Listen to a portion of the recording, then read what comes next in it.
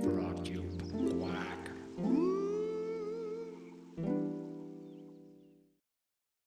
Hallo, mein Name ist Jürgen Fischer und ich liebe es, jungen Christen die Bibel zu erklären.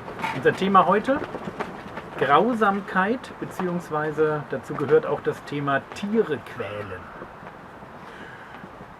Und mein lieber Steven, der hinter der Kamera sitzt, meinte eben, was wirst du wohl dazu sagen? Stimmt, das ist jetzt nicht das Thema, was man jeden Sonntag hört. Ich starte mal bei einer Beurteilung von Grausamkeit. Und ich tue das an einer Stelle, wo man vielleicht überrascht ist. In 1. Mose, Kapitel 49, segnet Jakob seine Söhne. Und dabei sagt er auch etwas über Simeon und Levi. Und das, was er da sagt, klingt gar nicht so gut. Also das ist eher ein Fluch als ein Segen. Ich lese das mal vor. 1. Mose, Kapitel 49, ab Vers 5. Die Brüder Simeon und Levi, Werkzeuge der Gewalttat sind ihre Waffen. Meine Seele komme nicht in ihren geheimen Rat, also ich möchte mit denen nichts zu tun haben, sagt Jakob. Meine Ehre vereinige sich nicht mit ihrer Versammlung. Begründung: Denn in ihrem Zorn erschlugen sie den Mann, in ihrem Mutwillen lähmten sie den Stier. Das heißt, es sind Leute, die Stiere gelähmt haben, ihnen die Sehnen einfach zum Spaß durchgeschnitten haben. Verflucht sei ihr Zorn, weil sie so gewalttätig, und ihr Grimm, weil er so grausam ist. Grausamkeit ist eine Sünde. Und Jakob verflucht seine eigenen Söhne. Und er sagt, ich werde sie verteilen in Jakob und sie zerstreuen in Juda. Sie bekommen kein eigenes zusammenhängendes Gebiet für ihre Nachkommenschaft. Sie werden zerstreut. Warum? Weil sie grausam waren. Grausamkeit ist eine Sünde. Und Grausamkeit fällt immer zurück auf den, der grausam ist. In Sprüche Kapitel 11 heißt es in Vers 17, Sprüche 11, Vers 17, es erweist der Gütige sich selbst Gutes. Also wenn ich gütig bin, dann bin ich eigentlich zu anderen Leuten gütig. Ich tue anderen Menschen Gutes.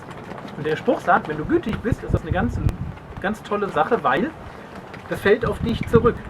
Es erweist der Gütige sich selbst Gutes, doch schneidet sich ins eigene Fleisch der Grausame. Der Grausame schneidet sich ins eigene Fleisch. Der Grausame ist der nicht gütig ist. Wo fängt Grausamkeit an? Naja, immer bei den Personen oder bei den Lebewesen, wo ich die Macht habe, ihnen Böses anzutun. Da fängt Grausamkeit an. Und deswegen gibt es einen anderen Vers, Sprüche Kapitel 12, Vers 10, der heißt, der Gerechte kümmert sich um das Wohlergehen seines Viehs, aber das Herz der Gottlosen ist grausam. Das Herz der Gottlosen ist grausam. Es passt in keiner Weise zu einem Kind Gottes, wenn es Grausamkeit liebt. Weißt du, wir sollen an der Liebe erkannt werden. Wir sollen in allen Beziehungen, die wir haben, auch in den unbedeutendsten Beziehungen zu unserem Fisch im Aquarium oder zu unserer Katze, da soll man merken, das ist jemand, der das Gute schätzt, der Leben schätzt, der liebt. Und deswegen gibt es im Pietismus einen Spruch, der heißt, wenn sich der Bauer bekehrt, merkt das zuerst das Vieh im Stall. Und das ist richtig. Wenn der Bauer gläubig wird, dann ist das eine totale Umstellung im Denken und Verhalten. Es betrifft den ganzen Menschen in allen seinen Beziehungen. Und ein liebevoller Mensch ist einfach ein Mensch, der nicht grausam sein möchte, der Grausamkeit wirklich hasst. Das Problem unserer Gesellschaft ist, dass sie grausam geworden ist. In 2. Timotheus Kapitel 3, Vers 3 steht das auch schon, dass in den letzten Tagen eine grausame Gesellschaft entsteht.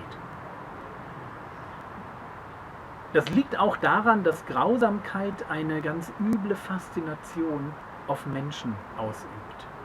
Sei es in Form von Horrorfilmen, Computerspielen, Büchern, Bildern von Folter, Bilder von Vergewaltigungen, Mord.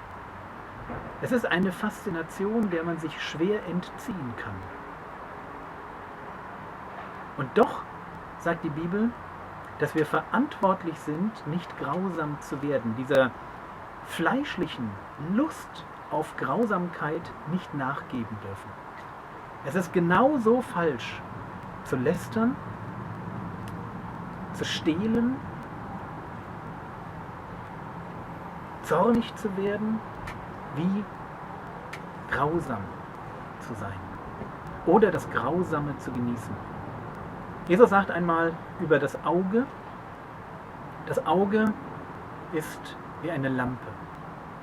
Eine Lampe, die unser Innerstes hell oder dunkel macht. Das, woran wir mit unseren Augen gefallen haben, und ich denke jetzt sehr stark in Richtung Horrorfilme, grausame Computerspiele und solche Sachen. Das, was wir uns anschauen, macht uns innen drin moralisch hell oder dunkel. Es lässt in uns Licht oder Finsternis entstehen. Und wenn ich dir einen Tipp geben darf, dann schmeiß alles Grausame aus deinem Leben raus. Wenn du da so eine Faszination hast, dann bekenne sie Gott und fang an, das Gute und das Leben und die Liebe zu lieben. Denn Gott ist gegen alles Grausame. Und er ist dagegen, dass wir Tiere quälen. Quack. Der neue Begriff, den ich dir mitgebracht habe, heißt Palästina. Palästina ist eine Abkürzung für die Bezeichnung Syrien der Philister. Diese Abkürzung gibt es schon lange, etwa seit der Römerzeit. Und seit dieser Zeit bezeichnet der Begriff Palästina geografisch den Bereich, das Gebiet des heutigen Israel, Staat Israel plus Teile von Jordanien, Libanon und Syrien. Das nennt man Palästina, das Syrien der Philister. Praktische Aufgabe. Ich wiederhole, was ich vorhin gesagt habe. Wenn du einen Hang zu Grausamkeit hast, Poster, die in deinem Zimmer hängen, T-Shirts mit Aufdrucken, Musik, Computerspiele, Film. Ich gebe dir diesen Tipp. Entsorgen. Grausamkeit schadet deiner Seele. Schmeiß sie einfach jetzt in den Müll.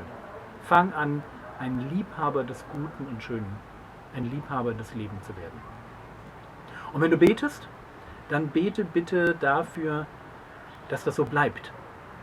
Dass du diesen Versuchungen, dieser morbiden Faszination des Grausamen entgehen kannst. Dass du, was nötig ist, tun kannst, um deine Seele davon zu reinigen. Bete für dich selber. Und zum Schluss, Bibellese. Römer Kapitel 2, 1 bis Kapitel 3, Vers 31. Lesen, gleich gibt es 2 Fragen. Spaß haben, ja, es ist ein tolles Kapitel. Denk drüber nach. Es lohnt sich, den Römerbrief richtig gut zu kennen. Das war's von meiner Seite aus. Gleich die 2 Fragen. Gott segne dich.